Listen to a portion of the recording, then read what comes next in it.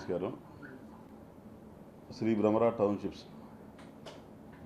2015లో నేను ప్రారంభించి అంచెలంచెలుగా అంటే 1 ఎకరం లేఅవుట్తో మొదలుపెట్టాం. 5 ఎకరాలు, 10 ఎకరాలు, 100 ఎకరాలు, 150 ఎకరాలు, అంటే బాగా కష్టపడతా వివిధ రకాల ఏరియాల్లో మంచి అప్రూవ్డ్ లేఅవుట్లు మాత్రమే చేస్తూ కంప్లీట్గా అన్ని అప్రూవల్స్ తోటి ప్రాజెక్టులు చేస్తూ లాభవండుగా ఉంటూ డెవలప్ అవుతూ ఎదుగుతూ వచ్చిన సంస్థ ఇది. అయితే ఈ సంస్థ మీద దాంట్లో ఇవాళ కొత్తగా ఎమ్మెల్యే భర్తగా 3 నెలల నుంచి మాత్రం ఎమ్మెల్యే భర్త అనేది తప్ప వ్యవస్థ మొత్తం మేము తయారు చేసుకుంది శ్రీ భ్రమరా టౌన్షిప్స్ ఎండీగా సీఎండీగా మాత్రమే సమాజానికి బాగా తెలుసు. ఈరోజు వ్యాపారపూర్వకంగా మా మీద కొన్ని ఆరోపణలు రావడం వల్ల దాన్ని రాజకీయంగా మలుపుతున్న సందర్భంలో పాత్రికేయ మిత్రులందరికీ మీ ద్వారా ప్రజలందరికీ సమాజానికి మేము తెలియజేద్దాం అనుకుంటున్నాం కాబట్టి విషయాన్ని మీ ముందు రావడం జరిగింది. అయితే ఇవాళ మేము చాలా చోట్ల ప్రాజెక్టులు చేసే భాగంలో చల్లా రమేష్ గారి దగ్గర పిడుగురాళ్ల ప్రాజెక్టు ఆయన దగ్గర నుంచి మేము కొనడం జరిగింది. మాకు జనరల్గా ల్యాండ్ ఎక్విజిషన్స్ రకరకాల లొకేషన్స్లో కొంతమంది వ్యక్తులు మాకు ల్యాండ్లు ప్రొక్యూర్మెంట్ చేసి ఒక్కొక్క ప్రాజెక్టులో 50-60 మంది రైతులు ఉంటారు, 100 మంది రైతుల దగ్గర ఉంటారు. కొంతమంది చిన్న వాళ్ళు అయితే అరెకరం వాళ్ళు అయితే మరి ఎక్కువ మంది ఉంటారు, 5 ఎకరాలు 10 ఎకరాల వాళ్ళు అయితే తక్కువ మంది ఉంటారు.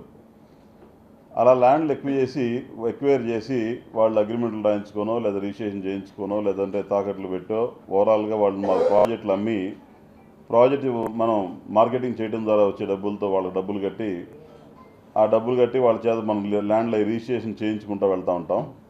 మనకి చేయిస్తూ ఉంటారు వాళ్ళు. ఈ చేయించే క్రమంలో ఈ పిడుగురాళ్ళలో ఏదైతే మా ప్రాజెక్ట్ ఉందో ఆ ప్రాజెక్టులు 60 ఎకరాలు చల్లా రమేష్ గారి దగ్గర కొనడం జరిగింది. ఆయన సుమారుగా 10 మంది దగ్గర 8 మంది దగ్గర డబ్బులు ఆయన ఎక్వైర్ చేసేసారు. 2015లో ఆయన మొదలుపెట్టారంటే ఎక్వైర్ చేయడం. 2022 ఆఖరిలో 23 స్టార్టింగ్లో మాకు పొలం అమ్మినప్పుడు ఆయన మాకు తెలియజేసిన విషయం ఏంటంటే కొంతమంది దగ్గర అగ్రిమెంట్లు చేసుకొని ఉన్నాం, కొంతమంది దగ్గర మేము ల్యాండ్ కొనుగోలులో భాగంగా డబ్బులు అవసరం అయ్యి కొంతమంది జనచైతన్య వాళ్ళ దగ్గర అలాగే కొంతమంది పిడుగురాళ్ళు ఉన్న వైశాస్ దగ్గర ఈ కమ్మ వెంకటరావు గారి ఆయన దగ్గర ఇలా కొంతమంది దగ్గర వడ్డీకి తీసుకొని వాళ్ళ పేరున పొలాలు రిజిస్ట్రేషన్ చేసి ఉన్నాయి. అవన్నీ కూడా మనకి మీ సమయానికి మీరు ఒప్పుకున్న సమయానికి మీరు ల్యాండ్ రిజిస్ట్రేషన్ చేసుకునే సందర్భంలో మేము మొత్తం రిజిస్ట్రేషన్ చేయించగలుగుతాము అని మాకు రాసుకోవడం జరిగింది. దాని ప్రకారంగా ఆయన మాటిచ్చిన దాని ప్రకారం ల్యాండ్ మొత్తం కూడా ఒక వెంకటరావు గారి తప్ప మొత్తం కూడా అందరి దగ్గర నుంచి ల్యాండ్స్ మా కంపెనీ పేరు మీద రిజిస్ట్రేషన్లు చేయించారు. కొంత పొలం ఆయన పేరు ఉన్నది రిజిస్ట్రేషన్లు ఆయన చేశారు, ఆయన వాళ్ళ డాటర్ పేరు మీద ఇవన్నీ కూడా మాకు రిజిస్ట్రేషన్ చేశారు. అయితే ఈ సందర్భంలో ఆ టైంలో గత ప్రభుత్వం ఉన్నప్పుడు మాకు చాలా ఇబ్బందులు వివిధ రకాల ప్రాజెక్ట్ లొకేషన్లో చేస్తూ ఉన్న సందర్భంలో చాలా ఇబ్బందులు గత వైసీపీ ప్రభుత్వంలో ఎదుర్కొన్నాము. వాటిలో భాగంగా పిడుగురాళ్ళలో కూడా వైసీపీ ప్రభుత్వంలో అక్కడున్న జెడ్పీటీసీ డైరెక్ట్గా మేము భారతి గారితో మాట్లాడతామనే ఒక వ్యక్తి కావ్య రామిరెడ్డి అనే ఒక వ్యక్తి, అతని యొక్క అనుచరగణమైన లింగారెడ్డి, శివారెడ్డి మరి కొంతమంది కలిసి అప్పుడున్న ఎంఆర్ఓనో లేదా సబ్ రిజిస్ట్రార్నో వీళ్ళందరినీ అడ్డం పెట్టుకొని ఈ వెంకటరావు గారు మాకు ల్యాండ్ ఎక్కువ డబ్బులు కట్టాల్సిందే అని కేవలం 27 లక్షల రూపాయలు కొన్న పొలాన్ని 48 లక్షలుగా అగ్రిమెంట్ రాయించి 45 లక్షల అగ్రిమెంట్ చేసిన రిజిస్ట్రేషన్ చేసే సమయానికి మళ్ళీ 60 లక్షల ప్రకారం రిజిస్ట్రేషన్కి డబ్బులు అతను మన దగ్గర డబ్బులు డిమాండ్ చేయడం జరిగింది. దానికి మనం ఒప్పుకోనందున ఆ రోజున మా రోడ్లై పగలగొట్టి కూడా మీరందరూ గమనిస్తే రోడ్లైని పగలగొట్టి కూడా మీకు కనబడుతూ ఉంటుంది. ఒకసారి ఇటు వచ్చి ఆ పెద్ద చేసి చూపించు, కొంచెం మీ సైడ్కి వస్తే చూపిస్తాను. అవి కొంచెం పెద్ద చేసి పక్కన వీడియోలో అయినా సార్ చూపించు. అన్నీ అలా బద్దలు కొట్టి నైట్ కరెక్ట్గా 1:30 సమయంలో పగలగొడితే ఆ టైంలో నైట్ అదే టైంలో మేము వెళ్ళి వాళ్ళతో మాట్లాడదాం ప్రయత్నం చేసే లోపే పోలీసులు కూడా మేము కంప్లైంట్ ఇవ్వడం జరిగింది. పోలీస్ వెహికల్ వచ్చింది, అది కూడా ఫోటో కూడా ఉంటుంది. ఉందని దాంట్లో నా ఫోన్లో ఉంది లేదంటే అది చూడండి, పోలీస్ వెహికల్ అది కూడా నైట్ 2 గంటలప్పుడు పోలీస్ వెహికల్ కూడా వచ్చింది. కానీ అధికారంతో పోలీసులను పెట్టి కూడా బద్దలు కొట్టేసి మా మీద విపరీతమైన దాడి చేసి మా మా ఎంప్లాయీస్ ఎవరైతే ఆ సైట్లో ప్రాజెక్టులో ఉండే ఇంజనీర్లు వాళ్ళు ఆపడానికి వెళ్ళినప్పుడు వాళ్ళందరినీ కూడా అదే 200 మిషన్తో చంపడానికి ప్రయత్నం చేసి పూర్తి స్థాయిలో దౌర్జన్యం చేస్తే ఆ దౌర్జన్యాన్ని తట్టుకోలేక ఏమీ చేయలేక మేము వెళ్ళి పోలీసులు చెప్పిన కంప్లైంట్ ఇవ్వడానికి ప్రయత్నం చేసిన కంప్లైంట్ కూడా మా దగ్గర తీసుకోక ఆ కంప్లైంట్ తీసుకోకపోతే మేము డిఎస్పీ గారికి రిజిస్టర్ పోస్టులో చేశాము. మాకు ఎలాంటి సహాయ సహకారాలు ప్రభుత్వం నుంచి మాకు అందలేదు. ఆ రోజు పూర్తిగా వ్యతిరేకంగా జరిగినాయి. అయితే అప్పుడున్న వీళ్ళతోటి మళ్ళీ వాళ్ళ దగ్గరికి వెళ్ళి ఆ ల్యాండ్ రిజిస్ట్రేషన్ చేసుకోవడం కోసం, లేదంటే అక్కడ ఉన్న అనుమతుల కోసం, వీటన్నిటి కోసం వాళ్ళకి అదనంగా కోట్లాది రూపాయలు వాళ్ళందరికీ అక్రమంగా మా దగ్గర నుంచి వసూలు చేయడం కూడా జరిగింది. అయితే ఇలాంటి పరిస్థితులే కాకుండా కొన్ని ప్రాజెక్టుల్లో మా ఇంటి పేరు గళ్ళా ఉండటం వల్ల, గళ్ళా కంపెనీ మీద వ్యతిరేకంగా అప్పుడు ప్రభుత్వ విధానాలు ఉండటం వల్ల మాకు రావాల్సిన అనుమతుల దగ్గర కూడా ఈ గళ్ళా ఆ గళ్ళా ఒకటేనా అని మా అనుమతులని 10 రోజుల్లో రావాల్సిన వాటిని 7 నెలల పాటు ఆపి, సంవత్సరాల తరబడి ఆపిన ప్రాజెక్ట్స్ కూడా కొన్ని ఉన్నాయి. ఇలా గత ప్రభుత్వంలో ప్రతి చోట ప్రతి ప్రాజెక్టులో ఎన్నో అన్యాయాలకి, అక్రమాలకు గురయ్యి ఇవాళ కాస్త మన ప్రభుత్వం వచ్చింది, మన ప్రశాంతంగా అన్ని చోట్ల ప్రజలందరికీ బాగుంటుందనే ఉద్దేశంలోనే ఉన్నాము. కానీ ఇప్పుడు కూడా ఇతను ఏదైతే వెంకట్రావు ఉన్నాడో వెంకట్రావు గారు అతని పొలం ఏదో రూపాయి రేటు పెంచాలనుకుంటే పెంచేసో, కావాలంటే ఎక్స్ట్రా కావాలంటే తీసుకొని రిజిస్ట్రేషన్ చేసేస్తే అయిపోయేది. మేము ఇప్పుడు కూడా వివాదాన్ని దూరంగా ఉన్నాం. ఇన్ని 10 ఏళ్ల నుంచి వ్యాపారం చేస్తున్నా కూడా ఏ రోజు ఏ ప్రాజెక్టు దగ్గర ఎక్కడ ఏ రైతును కూడా 1% కూడా ఇబ్బంది పెట్టిన ప్రసక్తే లేదు. ఎందుకంటే రైతులంటే మాకు గౌరవం. వాళ్ళు ఆనందంగా ఉంటేనే మాకు ఇంకో 10 ఎకరాలు అమ్ముతారు, 10 ఎకరాలు దొరికితేనే మేము వ్యాపారం చేయగలుగుతాం అనేది మా నమ్మకం. కానీ ఎక్కడో ఒక చోట సొసైటీలో ఒక లిటిగెంట్ అనేది సహజంగా తగులుతారు మనకి. అదే పద్ధతిలో ఇతను అక్కడి నుంచే పిటిషన్లు పెట్టిన మనిషి, చేసిన మనిషి. అతనికి నాకు ఎక్కడా కూడా స్వయంగా రిలేషన్ లేదు. ఎందుకంటే మాకు రమేష్ గారు బాధ్యులు ఈ విషయంలో. రమేష్ గారే పొలం అందరి చేత చేయించాలి, అలాగే చేయించారు. కాకపోతే ఇతను ఒక్కడే విషయంలో ఆయన పూర్తి స్థాయిలో చేయలేకపోయారు. అయితే కొంతమేరకు అప్పుడు చేయించారు. మిగతాది చేయించడానికి అతను ₹2 వడ్డీకి నేను తీసుకున్నాను, ₹10 వడ్డీ అడుగుతున్నాడు, నేను కట్టలేనని బతిలాడుతున్నాడు అతన్ని. కానీ అతను పట్టించుకునే పరిస్థితి కనిపించలేదు. సరే ఏదో ఒకటి, మేమైతే కస్టమర్లకు న్యాయం చేయాలి. మమ్మల్ని నమ్ముకొని కస్టమర్లు మా దగ్గర ప్లాట్లు కొంటారు, ఇల్లు కొంటారు, విల్లాస్ కొంటారు. వాళ్ళందరికీ మేమైతే న్యాయం చేయాలి అని ₹10 నష్టపోయినా మేము పూర్తి స్థాయిలో ఆ ₹10 ఎక్స్ట్రా ఇచ్చేది సరే మేము వ్యాపారపూర్వకంగా సౌమ్యంగా మేము ముందుకు వెళ్తానే ఉన్నాము. అలాగే భవిష్యత్తులో కూడా వెళతాము. దీనికి ఇవాళ కొత్తగా కేవలం 3 నెలల నుంచి ఎమ్మెల్యే భర్త అనే టాపిక్ తోటి ఇవాళ మీడియాలో వస్తున్నాయి. ఇదే మీడియాలో భ్రమరా టౌన్షిప్స్ వార్షికోత్సవాల సందర్భాల్లో చేసాము. ఇదే ఎన్నో రకాల ప్రాజెక్టులు లాంచింగ్లో ఇప్పుడు కూడా మేము చేస్తూ ఉన్నాము. కాకపోతే మీరు కూడా ఏదైనా సమస్య ఉందంటే మాకు తెలియజేస్తే మేము దాన్ని సానుకూలంగా దానికి ముందుకొచ్చి మేము పూర్తి చేసుకునే క్రమంలో కూడా మేము ముందుకుంటామని కూడా మీకు తెలియజేయడం జరుగుతుంది. కాబట్టి ప్రతిదా అంటే ఇవాళ రాజకీయ అంశంగా కాకుండా మాది వ్యాపార అంశంగా దీన్ని పరిగణించాలని మేము మిమ్మల్ని కోరుకుంటున్నాము. ఇదే క్రమంలో భవిష్యత్తులో కూడా ఎవరితో కూడా మేము వివాదాల్లో ఎప్పుడు వెళ్ళలేదు, భవిష్యత్తులో కూడా వెళ్ళే ఉద్దేశంలో మేము ఎప్పుడూ ఉండము. ఎందుకంటే వ్యాపారపూర్వకంగా కూడా ఎప్పుడూ అవసరం లేదు మాకు. రాజకీయపూర్వకంగా నేను రాజకీయంలో నేను లేను. ఆమె పూర్తిగా యాక్టివిటీలో మా వైఫ్ గళ్ళా మాధవి గారు పూర్తిగా ప్రజలతో మమేకమై సర్వీస్ చేయాలనే ఉద్దేశంతో మేము చాలా చిన్న ఫ్యామిలీ నుంచి వచ్చాము. చాలా స్మాల్ లైఫ్ నుంచి వచ్చి అంచెలంచెలుగా ఎదిగి ఇవాళ సేవ చేయాలి అని ఆమెలో ఉన్న ఎప్పటి నుంచో ఉన్న ఒక ఆలోచనని ఆమె సర్వీస్ చేస్తూ వచ్చారు. ఆ సర్వీస్ కొంచెం విస్తృత స్థాయిలో చేయడం కోసం ఇవాళ రాజకీయంలోకి వచ్చి శాసనసభ్యురాలుగా ఎన్నికయ్యి మేము అధిష్టానం మాకు ఇచ్చిన అవకాశాన్ని మేము వినియోగించుకొని మంచి మెజారిటీతో గెలిపించి ఇవాళ గెలవడానికి కూడా 3 పార్టీల్లో ఉన్న నాయకులు, కార్యకర్తలు పూర్తి స్థాయిలో అందరూ కష్టపడడం వల్ల మాత్రమే ఈ గెలుపు సాధ్యమైంది. కాబట్టి ఇవాళ మనకి ప్రజలకు సేవ చేయడానికి ఆమె నిరంతరం జనంలోకి వెళ్ళి ప్రతిరోజు ఉదయాన్నే ఆమె స్కూటర్ వేసుకొని చిన్న గల్లీల్లో కూడా వెళ్ళి అక్కడున్న శానిటరీ ఇష్యూస్ కానీ, రోడ్ల ఇష్యూస్ కానీ, ఎలక్ట్రికల్ ఇష్యూస్ కానీ, అక్కడున్న ఇమ్యూనిటీస్ ఇష్యూస్ కానీ అవన్నీ కూడా అధికారులతో ఎప్పటికప్పుడు మాట్లాడి చేస్తూ ఉన్నారు. ఈ క్రమంలో ఆమెకు మంచి పేరు వస్తుంది. ఆ మంచి పేరుని ఇలాంటి లిటిగెంట్ రూపంలో వచ్చిన వాటితో ఇంకా ఎలాంటి ఒక లిటిగెంట్ ఫెలో ఇలా మంచి పేరు సర్వీసెస్ ప్రజాసేవ చేయాలనే ఉద్దేశంలో ఉన్న వ్యక్తుల్ని డిస్టర్బ్ చేసే స్థాయిలో ఎవరు ఎంకరేజ్ చేయొద్దని నేను ప్రత్యేకంగా మిమ్మల్ని రిక్వెస్ట్ చేస్తున్నాను. వాస్తవంగా నేను నిన్న ఎవరో చెప్తే చూశాను అది వీడియో, అతను వెంకటరావు గారు మాట్లాడింది కూడా వీడియో చూశాను నేను నిన్న. దాంట్లో ఆయన మా మురళి అని, గుండా సుబ్బారావు గారని, మన సాంబిరెడ్డి గారని వాళ్ళు వచ్చారు అంటున్నారు. వాళ్ళు వచ్చారు కొట్టారు అంటున్నారు, లేదంటే నేను కొట్టాను అంటున్నారు, ఏదో కొన్ని మీడియాల్లో పోలీస్ స్టేషన్లో కొట్టారంటున్నారు.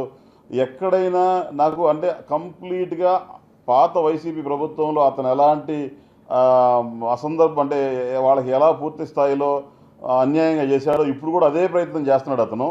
ఎందుకంటే అతని దగ్గర ఒక వీడియో కానీ లేదా ఒక ప్రూఫ్ కానీ, లేదంటే ఎవరిదైనా వాళ్ళ ఇంటికి వెళ్ళిన శాటిలైట్ లింక్ ఉంటుంది వాళ్ళున్న ఇంటెలిజెన్స్ రూపంలో, మనం ఇవాళ ఇక్కడ ఎవరెవరు ఉన్నామనేది, ఈ రూమ్లో ఉన్నామనేది శాటిలైట్లో తెలిసిపోద్ది. పెద్ద విషయం ఏం కాదు. విచారణ చేస్తే దొరకని అంశం ఈ రోజుల్లో అంటూ ఏమీ లేదు. కాబట్టి అసత్యాలని వాళ్ళు వెల్లడించడం వల్ల దాన్ని నిజమని నమ్మే అవకాశం ఉండదని నేను అనుకుంటున్నాను.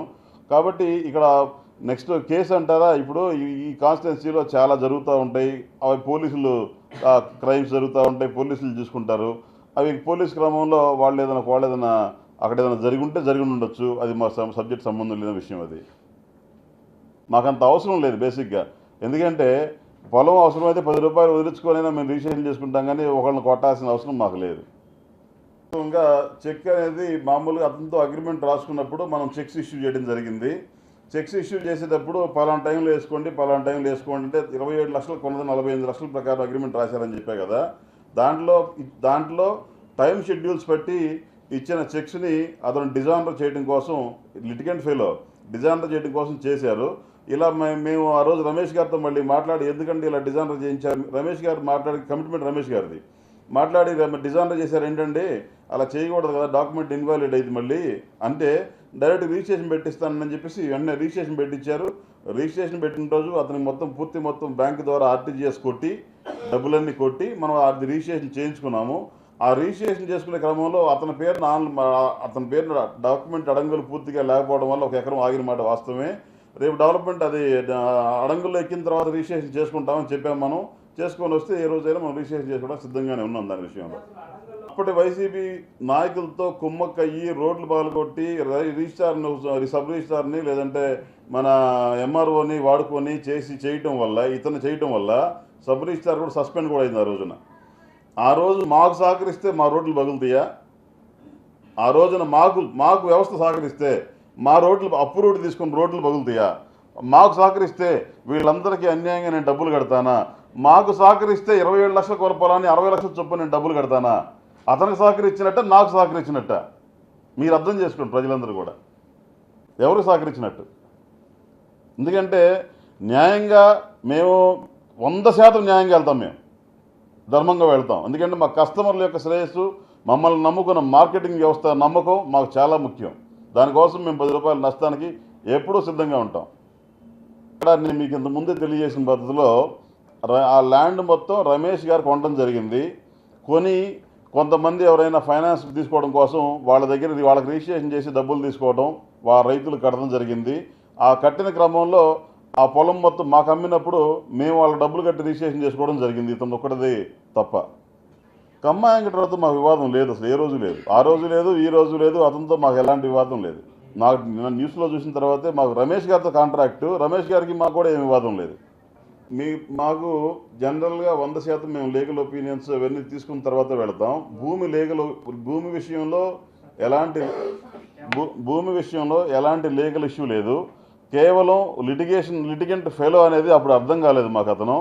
ఎందుకంటే మేము కనీసం కలవం కదా వాళ్ళని. మాకు చాలా ప్రాజెక్టులు కృష్ణా, గుంటూరు, ప్రకాశం జిల్లాల్లో వివిధ రకాల లొకేషన్లో వందల ఎకరాల ప్రాజెక్టులు ఉండటం వల్ల ఎవరైతే ముఖ్యమైన వ్యక్తో ఆ వ్యక్తితో మాత్రమే మేము డీల్ చేస్తాము, లీగల్గా డాక్యుమెంట్ వెరిఫికేషన్ చేసుకుంటాము. అయితే ఈ క్రమంలో వాళ్ళు కొన్న మనిషి ఒక లిటిగెంట్ ఫెలో జరగడం వల్ల మాత్రమే ఈ అంశం ఇవాళ చర్చనీయాంశంగా మారింది. ఖచ్చితంగా పొలం రమేష్ గారిది స్వయంగా వెంకట్రావు గారు, నేను అడిగాను నిన్న, వెంకట్రావు గారు స్వయంగా వడ్డీకి ఇచ్చినట్టు కాగితాలు కూడా మాకు ఇవ్వడం జరిగింది. అతను రాసిందేనని అడిగాను నేను. మీరు ఫోరెన్సిక్ ఇచ్చినా కూడా ప్రూవ్ అవుతుందండి. అది కేవలం వడ్డీ మీద అతను ఉన్నాడే తప్ప కాదు. పొలం నాది, నేను రిజిస్ట్రేషన్ మీకు చేయిస్తాను, 10 రూపాయలు అతనికి ఎక్స్ట్రా ఇచ్చాను, మేము రిజిస్ట్రేషన్ చేయిస్తాను రమేష్ గారు నాకు చెప్పడం జరిగింది. అంటే గతంలో ఇలాగ ఇతను అదే సమస్య చేసేటప్పుడు నేను అప్పుడు ఎమ్మెల్యే భర్తను కాదు కాబట్టి హైలైట్ అవ్వలేదు. అదే సేమ్ పర్సన్ ఇవాళ మేము ఎమ్మెల్యే భర్తగా ఉండటం వల్ల, ఎమ్మెల్యే భర్త అవ్వడం వల్ల ఎమ్మెల్యే భర్త అంటే దాంట్లో పాయింట్ ఎమ్మెల్యే కదా, ఎమ్మెల్యే గారిని ఇప్పుడున్న ప్రభుత్వాన్ని వీళ్ళు అగౌరవపరచడం కోసం చేస్తున్న కార్యక్రమంగా భావిస్తున్నాం. మాట్లాడే అతను చాలా చిన్న కల్పరేట్. అతను ఆ కల్పరేట్ని దృష్టిలో పెట్టుకొని మీడియా ఇలా చేయడం వల్ల ఏమైందంటే, దాదాపు నా మీద డిపెండ్ అయిన ఎంప్లాయీస్ ఒక 3000 మంది ఎంప్లాయీస్ ఉన్నారు. దాదాపు నేను కోట్లాది రూపాయల ఎంప్లాయీ శాలరీస్ రూపంలో పే చేస్తున్నాను, కోట్లాది రూపాయల ట్యాక్సుల రూపంలో పే చేస్తున్నాను. ఇలాంటి ఒక వ్యవస్థని ఇబ్బంది పెడతాం వల్ల సొసైటీకి, సమాజానికి ఏమీ మంచి అయితే జరగదు. ఖచ్చితంగా ఎంతో కొంత నష్టం జరిగే అవకాశం మాత్రం ఉంటుందని మీ అందరికీ తెలిసిన విషయమే. మా వ్యాపారంలో చాలా హుందాకరమైన పోటీ ఉంటుందండి. ఎందుకంటే నేను నావిడ్కోలో వైస్ ప్రెసిడెంట్గా ఉన్నాను. సొసైటీలో నాతో కలిసి చాలామంది మిత్రులు పనిచేస్తున్నారు. చాలా చక్కని అవగాహనతో కలిసి పనిచేస్తాం మేమందరం కూడా. అందరూ కూడా ఎవరికైనా తెలియని విషయాలు నేను తెలుసుకుంటాను. చాలామందికి ఈ లేఅవుట్లు ఎలా చేసుకోవాలి, అప్రూవల్స్ ఎలా తీసుకోవాలి, రేట్లు ఎలా పెట్టుకోవాలి, ఎలా డెవలప్మెంట్లు చేసుకోవాలి, చాలా కంపెనీలు వాళ్ళు నా దగ్గరికి వచ్చి తెలుసుకొని వెళ్ళి వాళ్ళు డెవలప్మెంట్ చేసుకోవడం కూడా జరుగుతూ ఉంది. కొంతమంది పెద్దల దగ్గర నేను కూడా తెలుసుకొని నేను కూడా డెవలప్ చేయడం జరుగుతూ ఉంటుంది తప్ప మాకు వ్యాపారపూర్వకమైన ప్రత్యర్థి అనేది అసలు లేదు. థ్యాంక్ యూ అండి. Thank you everyone. దయచేసి మీడియా మిత్రులందరికీ కూడా నా ప్రార్థన ఏంటంటే, మీరందరూ కూడా వాస్తవాన్ని జనం ముందు తీసుకెళ్ళాలని కోరుతున్నాను. మీకు ఒకవేళ ఏదైనా వాస్తవాలు తెలియాలంటే మా తరపున మేము ఎప్పుడూ సిద్ధంగా మీ అందరికి అందుబాటులో ఉంటాం. ఖచ్చితంగా మిమ్మల్ని మాత్రం స్పెషల్ రిక్వెస్ట్ చేస్తున్నాను అన్నదమ్ములందరినీ కూడా.